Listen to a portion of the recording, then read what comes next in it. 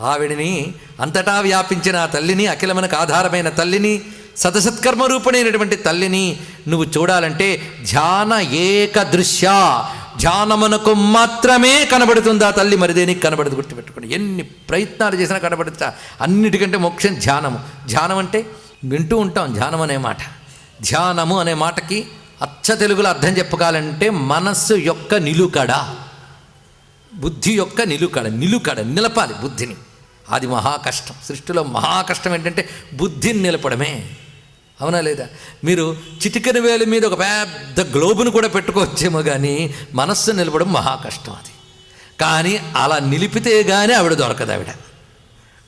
ఆవిడ ధ్యాన ఏక దృశ్య. అందుకు ఉపనిషత్తు చెప్తుంది, కేనోపనిషత్తు ఏమనంటే, ఈ ప్రపంచం ఎక్కడి నుంచి వచ్చింది, మనమంతా ఎక్కడి నుంచి వచ్చాం, దేనివల్ల బ్రతుకుతున్నాం, తిరిగి ఎక్కడికి పోతామని ప్రశ్న వచ్చిందిట. ప్రశ్న వస్తేనే